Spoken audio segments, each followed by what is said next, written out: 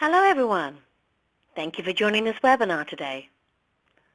Today we'll learn how using advanced machine learning technologies in DevOps, continuous delivery, and release automation will help us release with confidence. I'm Kitty Anderson of Broadcom Automation, and I'll be your host today. Just a couple of things before we get started. Since this is a public webinar, all lines will remain on mute. We do encourage your questions though, so please use the questions area on the side panel in BrightTalk, and we will cover those at the end. The recording of this webinar can be shared with colleagues and associates through the same link that you used to join today. So we're now ready to get started. And it's with pleasure that I introduce you to Scott Wilson of Automation Product Marketing. Over to you, Scott. Thank you, Kitty, and good morning, good afternoon, good evening to everyone, wherever and however you may be watching and reviewing this webinar today. Today, as of us doing this live, is Thursday, May 28th, 2020, and I'm going to be walking you through kind of an advanced discussion on continuous delivery, which is releasing with confidence. So let's just jump into it, shall we?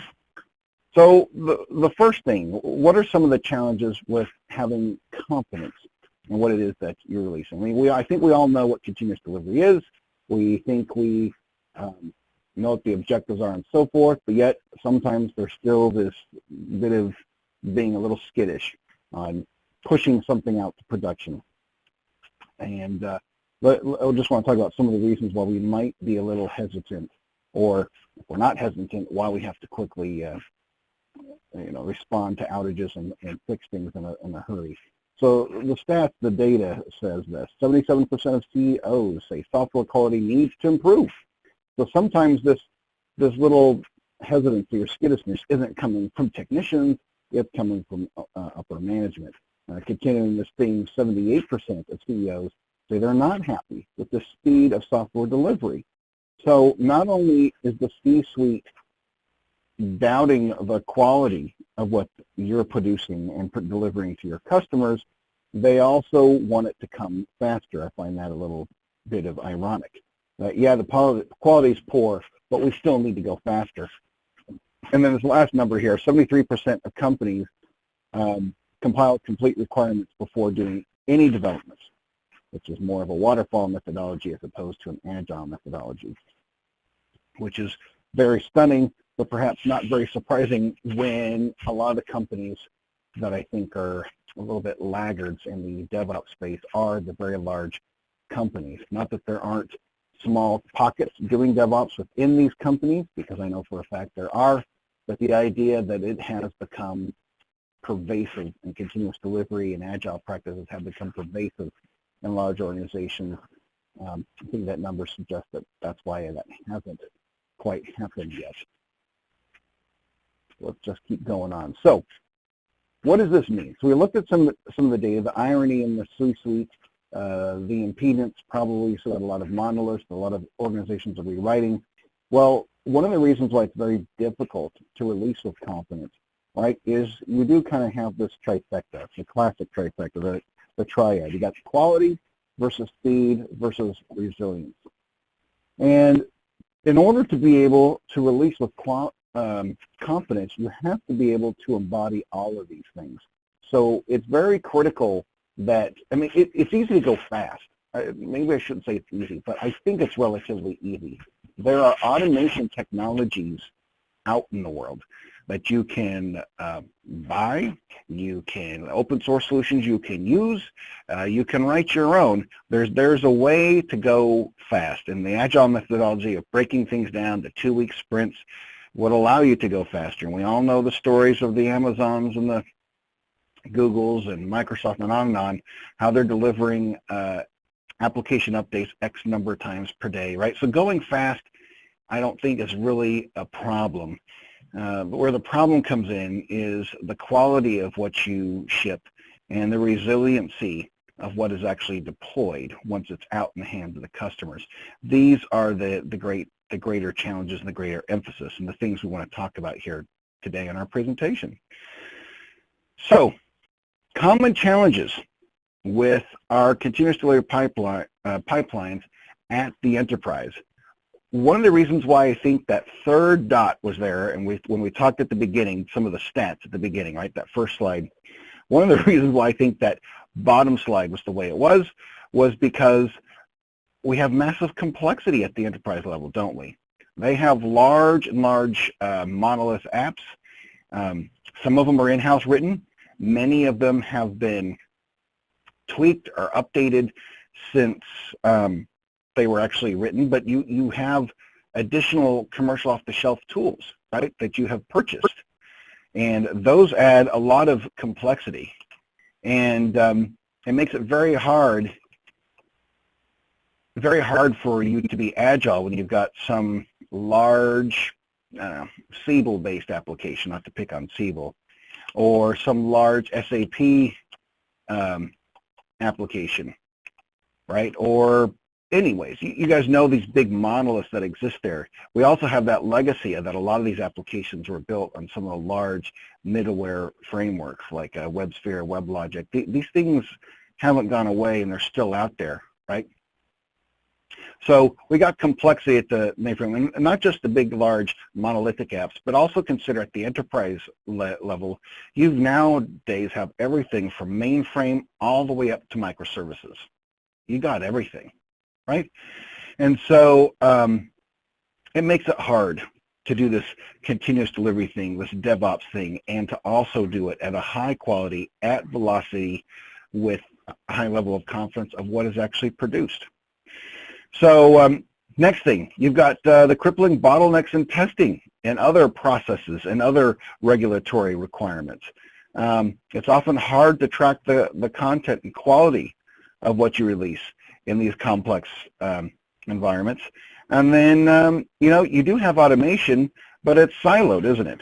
You got lots of automation silos, and these all get in the way of everything that you're trying to do from an agile perspective in deploying your applications.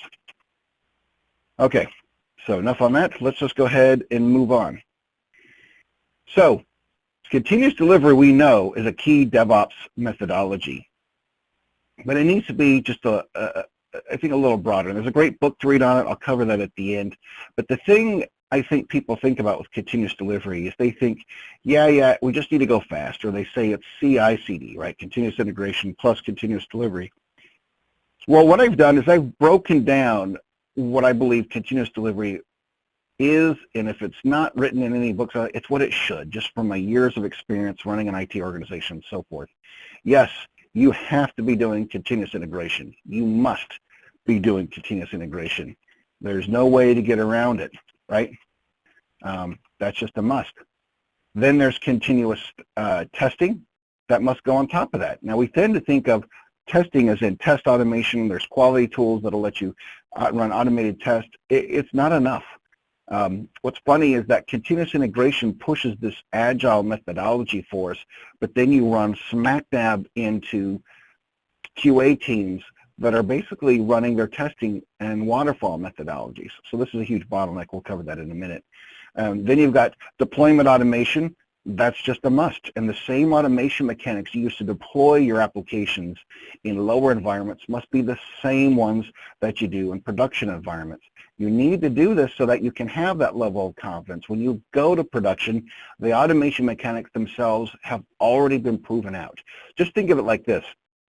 If you have a set of automation mechanics that are actually set up to deploy and lay down your application, then in a dev environment, for example, these mechanics, these workflows are run dozens and dozens of times. And when they get deployed to your test environments, they, of course, run a little fewer, but multiple times. And by the time they run to, if you have a staging environment, then a little fewer times. The point is, by the time you go to production, you have essentially, by the very nature of what I described, you have tested out and fully vetted the automation mechanics themselves. So this definitely leads to having a high level of confidence and resiliency in what you deploy in production.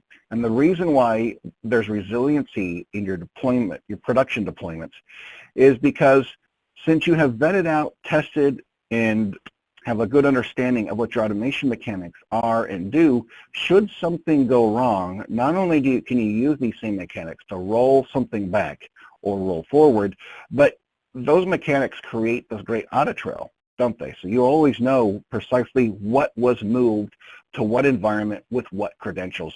There's no ambiguity. There's no trying to guess or troubleshoot it or figure it out. You absolutely know with precision. So this actually leads to great level of resiliency. And the other thing that helps with the resiliency is the concept, what I call is continuous monitoring.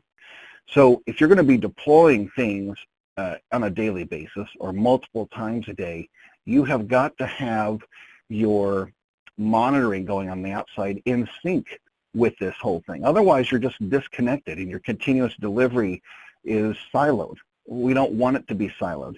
Your APM solutions must be context aware of the deployments you make so you can have empirical data shipping back to you on the success or failure of what you deployed. Knowing that and being able to respond to it and perhaps even predict success or failure from this deployment is what will drive resiliency. So these, in my mind, when I come and speak and we deal with enterprises, these are the 4 pillars of continuous delivery, of enterprise continuous delivery and release automation that have to be embraced. And we need the multiple departments and divisions and subject matter experts in an enterprise to get on board with this and to make this happen. But we'll tie this all together here shortly. So let's continue on. Let's go back to the quality center for a minute. If we take a look at some of the continuous delivery blockers, right? We know the agile thing, the agile way. You make small changes so that they're easily can be completed in a short amount of time, like say 2 weeks. This becomes kind of a tradition. But you know, you could potentially get some of these changes done in a couple of hours, a couple of days, whatever. But when you get this change done and you send it to development, to QA rather, since you're going to QA, if QA is still using, inadvertently, unintentionally, waterfall methodologies, then what happens is developers sit and wait for that feedback, right? Waiting for the automated test suites to run. And then when it comes back, now the developers go and do rework. But as we all know, it's not like the developers are sitting on their hands with bated breath waiting for QA to come back to them on the success or failure of their test runs. They have other things that they work on. So if the feedback from QA is delayed, right, they've also lost a little bit of that muscle memory because they've now moved on to the next sprint, the next change that gets queued up. So it creates a huge domino windfall problem. Right? And everywhere we go along the way, if there are problems anywhere along the way in continuous delivery or your deployments, even as I was mentioning before, when you go to production in your APM solutions, you got to think of things in terms of the feedback time, the time to feedback. It is critical that engineering get the feedback as soon as possible, near instantaneous. And this is why here I was saying here, you see the graphic here to the far right says operate. This is what I was talking about in terms of continuous monitoring is so important, because it's got to be context aware so that if there's an outage and you've just released something, it doesn't help developers to understand that an outage happened. An outage happening could happen for any number of reasons, yeah? What you really need to know is if this precise change has a reasonable causation or a very strong correlation to some event that happened in production. Because, of course, when you talk about test automation, this is easy to do because you know the changes that were submitted and you're running tests against them. In production, it gets a little more difficult because there's lots of other things already in play in your production environment. But the point is, when you look at this as far as a timeline, you know, if we take the silos, the pillars rather, I showed in the previous slide, and then you flip it on its head and think of terms and types of time, we can see that a delay in getting contextual feedback back to developers ultimately leads to either releasing something without the confidence it's high quality, or you delay what you're releasing until you have that high confidence, right? But this creates a huge bottleneck and a drag on what's being produced into your production environment. So what we really need at the enterprise level is something else. We need something that is going to do more for us. okay, that it's going to provide a stable environment and allow us to, in an agile manner, control the stability of the entire release cycle from, let's just go ahead and add planning to this, from planning all the way to post-production performance monitoring, right? It then needs to allow us to accelerate so that teams can then have the information they need to adapt to the feedback that is coming back on a near real-time basis. And then what we need is to be able to do this at scale, right? One of the problems, I think, with big dev, little ops is that operations isn't being involved in the process, and they're not being allowed to build, shall we say, these standardized automation mechanics that are appropriate for production as well as dev, right? I've often said that it is harder to make something that is perfect for dev work in production than it is for something that's great for production to work in dev, right? It's easier to walk down from the mountain than to go up from the mountain. So ops really needs to be involved in this, and that's a whole other webinar I could do about making agile operations, right? I'll just simply say that one of the challenges or the impediences that gets in the ops side is that operations, unlike developers, they're not project driven, they are interrupt driven, and this tends to get in their way. But the point is, if you do things right and you do it like this, you'll have your control, you'll be able to go fast, you'll be able to do it at scale, you have high quality, high transparency, high visibility, resiliency, you will have it all. But if you're talking about scaling out continuous delivery in DevOps, these are the kind of things you need to be thinking about, and this is just absolutely what's needed.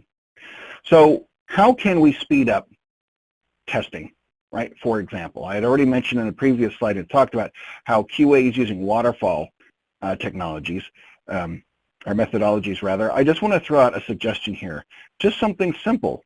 Now, I say this is simple, it's actually a little hard to do. Now, there are tools, Broadcom offers one of these, of course, but just the simple ability to intelligently execute tests that are only associated with the code changes you make, right? The way a typical QA department can work is that you send a change over, they already have this battery set of automation tests, they click go and it runs it. The problem is these tests can be pretty big. Many of the large companies I go to, they have thousands of these tests, and they'll of course run them overnight.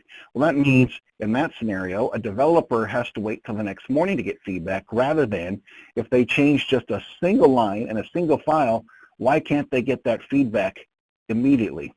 So one of the things that you can do, and of course we at Broadcom have a solution that does this for you, but it actually makes this type of mapping. So when a developer makes a particular code change, we are then going to prioritize just the set of tests that are touched by that particular line of code. Therefore, you're only running tests against the tests that need to be run.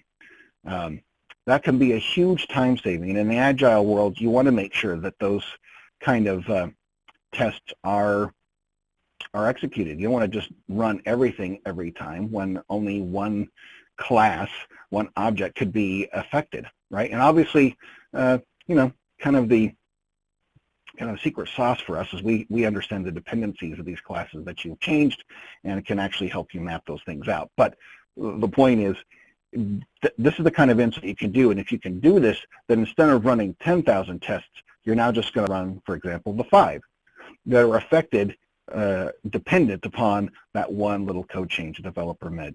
And if you can do that, then developers can get feedback much faster. And of course, you're upping the quality of the test and the quality of the product that you're shipping to your customers. So let's put a visual on this, putting it all together. Really what you need, what the enterprise needs, is what I call the intelligent pipeline, because the intelligent light pipeline is what really is going to drive agility at scale. Now this pipeline has got to have that layer of intelligence in it, the contextual awareness of all the different parts of a continuous delivery practice. Here I've modeled out those pillars in a different format here, but it's the same kind of concept here. They're all producing data that comes back, and you have an intelligent layer that can take a look at all the data points and start making some intelligent predictions and provide you insights on how you might optimize the pipeline or make those really tough decisions on pushing something in production even if it's not perfect, right? but you've got this continual feedback loop and a very quick feedback loop that comes back that spans everything from your planning, your dev and building, your testing, actually deploying, your operation, and you've got security baked in. Security must be baked in. You know, a little while ago I spoke with an analyst. I don't have their permission to use their name or the company, so I won't use that. But the analyst had told me that what he found interesting with all these DevOps-y startups and companies, and a lot of times even internally at companies, their own initiatives, is that security tends to take the back seat to innovation. And security takes a back seat to just producing the products that are out there. And that's just wrong with the way things are today. I don't think we need to, you can go Google any of these breaches, look at the Equifax breach and other things. There's lots of breaches, lots of data to look at. Security has to be baked in throughout this whole pipeline, right? As I remember meeting with the head of security at a large athletic shoe company, and I'll just leave it at that, and we were talking about this thing when it comes to production systems, and I told him, so you know, when you guys make production deployments, developers sometimes need new credentials, don't they? They said, yep, they need credentials for some new, I don't know, database, new file, some new something, another server they're connecting to. They said, oh yeah, all the time. And that usually requires credentials to lay down the apps that now connect those things, right, the assets, the artifacts. They said, oh yeah, all the time. I said, do you ever take those permissions and credentials back? And they just got quiet and they said no. I said, so the challenge then is we grant developers a lot of the permissions, or even just not developers, I don't want to just pick on them, but we grant people and even automation mechanics these God mode mechanics, credentials, so they can lay down and deploy our applications for us, yeah? But we never think in terms of taking them back when they're not in the act of doing deployment. Said, so if anyone were ever to find these credentials, hijack them in memory or something like that, and I paused and the guy goes, it would be a disaster. We never thought of it like that, is what the man had told me. So security is important. It's got to be baked in, but putting it all together, it's got to be a coherent picture. And I've had some other pictures kind of framing this, from the silos to the throughput, the time, but I think this is a very simple narrative of what we're trying to achieve and what has to occur at enterprise scale. Now, I do want to talk about a couple of things here that this pillar implies. They would imply that you've got some type of way to have an end-to-end pipeline builder, some type of way to visualize it, whether you're visualizing in code or it's a GUI thing that you drop out, or maybe it's visualized in a report that way. But however it is, you need to have the ability to build this thing out and tie all the different subject matter experts, all the different departments all together so that you have all the pillars I talked about before running in concert in collaboration with each other. Secondly, as I already said, the machine learning. We live in the day where we have this stuff. Your pipelines, if you're going to be agile at scale, they have to be smart. Without it, this same pipeline I'm showing here must be able to deal with enterprise complexity. This pipeline has to apply for the mainframe as well as the distributed side. It must be able to handle the platforms from mainframe to microservices and everything in between, including perhaps some of these very large commercial off-the-shelf software solutions that you have. It must include AIOps. APM is not enough. It must have AIOps, if I could say that correctly. So we have contextualized feedback coming from production. And then, of course, you know, if you have all this, you've got to be able to then show and prove that you can adhere to various compliance and regulatory standards. As I said, it's easy to go fast. It's easy to automate stuff. What isn't so hard, what isn't so easy is to make sure you're automating the right things at the right time with the appropriate, you know, controls based on it, so that you're not hurling your way to madness, to loss, or to your own doom, shall we say. So a couple of things why I say all this. I just want to summarize here in the next few slides, next couple of slides here. So why is an intelligent pipeline critical for today's business? Well, because since about the 80s, right, when we invented this IT department and we created our there were different acronyms for it, but basically it was just IT, right, is that people started recognizing that technology enables the business. But what it did is it put a real heavy footprint, right? The scales ultimately, especially as we start getting into the year 2000, the century, the scale started tipping down to the left, didn't we? As everyone started proclaiming that every company is a software company. So software first. Now this isn't necessarily incorrectly. Just a quick caveat on this. I met with a person and they were complaining about their development thing and that they think X, Y, and Z. I won't get into the whole context of the conversation. But what I did for this business leader is I framed his VP of app dev in a different light. I said, your head of app dev actually runs the largest financial portfolio of your company. And he looked at me and was like, well, what do you mean? Why would you say that? I said, well, let's put it another way. If your software technology were to stop functioning today, if I were to just poof, go all Harry Potter on it and wave a wand and poof, it's gone, what would that mean to your company? And of course, he's like, well, we'd be out of business. So in other words, the VP of your app dev owns the largest financial portfolio of your app because there's financial impact if the software doesn't work or disappears or goes away or anything like that. So we need to start treating technology not as this black box, but as something that is to be appropriate leveraged, not imbalancedly leveraged, but leveraged within the company. So now that we're at this point where infrastructure can be leased, and I just think that what has to happen now is we need to have a more symbiotic relationship.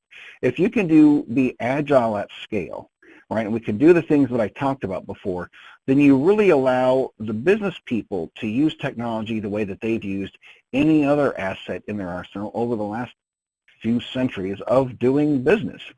I think in some respects, we've allowed technology to drive a business, or like the tail wagging the dog. And I think that's what has led us to be a little careless with security and careless in a great many of things that we have done, where really the bigger, the broader picture, the broader feedback loop has got to be back to the business. This kind of symbiotic relationship and the continual feedback loop, so that technology stuff is distilled and contextualized to stuff that the C-suite understands, would get us over the hump of that C-suite irony, that they don't like the quality that they are getting and that it comes too slow even when they get it, right? If technology is not seen as a lever, but seen more as a partner in the C-suite, I think we can overcome some of those problems and deliver both in quality and speed and resiliency. Now, I will end here with just some good ideas for books to read. I'm sure many of you have already read it. The actual book called Continuous Delivery is really good. There's some DevOps books here I've got listed here. These are all good books to kind of get your head wrapped around some of the ways to scale things out and to broaden your reach on how maybe you ought to do things. I think these are important because sometimes we tend to think of doing these things as a siloed little small step that we do, but really the things I'm talking about here, it's a business decision, right? It's really about looking at how you organize your business. I've been part of many business leadership things in my life where we have gone and mapped out business processes and re-engineered them, transformed them to be more efficient. IT is not a black box. It can't be treated there. It is it is a business process just like accounting, finance, any receivables, any other business process that you have there. And it needs to be thought of in terms of another business process that can be optimized and can be streamlined. I think reading these books in the context of a business mindset rather technology mindset will be really helpful, though I will admit a lot of these books are a little technical, except perhaps the Phoenix Project, which is a great novel. And with that, I just want to thank you for your time. Just a quick reminder, this is my Twitter handle. You can follow me on Twitter. My last name is not a misprint. There are 2 L's in my name and in Wilson. And with that, I'll open it up for any questions if we have any, Kitty. Hey, yes, thank you very much. Great, Scott. So do have a couple of questions, so keep them coming. Scott, how would you map code changes to deployed apps? So if you were to do that yourself, if you were to not buy a tool from like ourselves here at Broadcom, if you'll forgive my plug there, is you've really got to probably, well, in the Java world, but you can do this in .NET as well, right? You'll probably need to start off by using some type of instrumentation technology, right? That will provide that kind of mapping where you could run some test cases against your application and map out what classes get executed for what type of behaviors. That then, if you were to take that data and put it in a table, you should then be able to create a appropriate mapping to your test cases. And then, you know, I'm not saying it's easy. I think it's fairly straightforward to do this, but yeah, that would be my suggestion on how to go about that. It should be fairly straightforward. It just takes some time and elbow grease, or you know, you can speak with us and we'll provide you a solution that will do this for you automatically. But anyways, keep going. Okay, great. All right, one more. You mentioned AI Ops. Why would you mention AI Ops as opposed to just APM? Okay, so there's so APM, you know, application performance monitoring tools are great, but they are generally speaking alerting on everything that's going on, and they've become very smart, no doubt about this. But I wanted to emphasize the AI part of these APM solutions, thus AI Ops, because amongst all the thousands of alerts that come in, deployments are designed, desired, and expected changes to environments. Therefore, we need some intelligence and context awareness with those alerts, right? So alerts that happen within some, I don't want to call it a warranty period, but you know, some post-mortem period, have got to be aware that this might be related. And I think it's also sort of like the, you know, the code mapping question before. You need it to take a look at, of all the apps the APM might be monitoring, if you're updating a particular module of a particular app, the AI Ops solution should be context aware of that. So if an alert comes that was touched by that, that's the feedback that comes back to development. If you go just to APM, I think just simple APM tools may not make that appropriate correlation or allow you the flexibility to do a similar mapping from code change to prod monitoring that I was talking about, from code change to QA testing. But yeah, that's why I would suggest AI Ops over just simple APM. Great, thank you, well explained. Well, I think we'll wrap it up now. No other questions. Here's your last chance. Well, thank you to everyone who joined us, listened to the recording too, and joined us today. We hope Scott provided you with interesting perspectives on release automation and transformation of your delivery practices. Thank you again, Scott. I think that's all that's left is to wrap this up and wish you all a very pleasant rest of your day. Thank you, Kitty. Thank you all. This presentation will now conclude.